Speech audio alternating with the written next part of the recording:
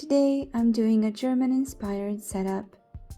As the main substrate, I'm using spruce wood shavings. Spruce is the only softwood that is safe for a hamster, unlike some other kinds like pine and cedar.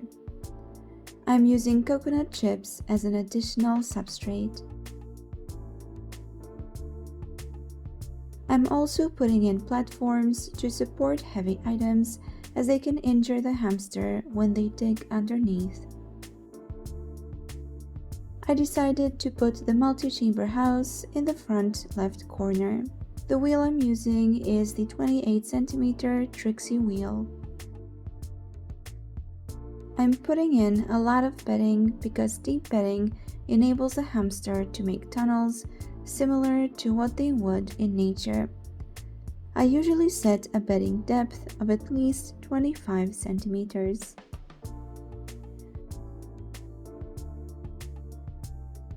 I'm using a DIY bendy bridge to keep the bedding away from the wheel and the coconut chips.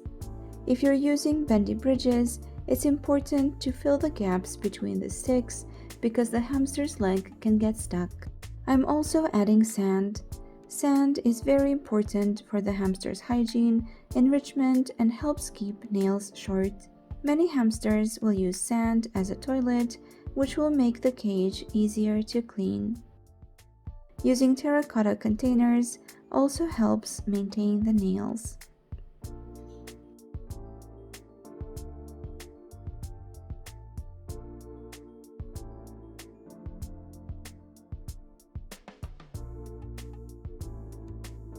I'm adding hamster-safe herbs, flowers, and leaves into the container. I also added some rose petals that I dried. Again, I'm adding more bedding. It's important to press down on the bedding as you go because compressed bedding holds tunnels much better. The hideout in the corner is a DIY I made. I'll leave a tutorial in the video description if you want to make it. It's important to put some sort of hideout in the sand to give the hamster more privacy, so they feel more comfortable using the sand. The setup should have multiple hideouts throughout the cage so the hamster can run in case they get spooked by something or just for a general feeling of safety. I like to use rocks because they give a nice natural look and they also help maintain hamster nails.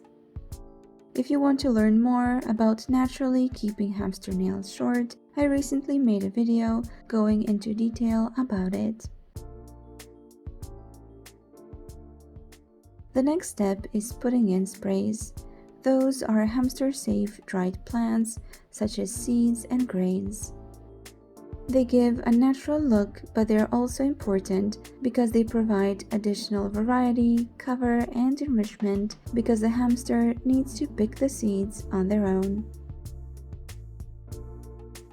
The sprays I'm using here are flax, barnacle millet, sorghum, yellow millet, and canary grass.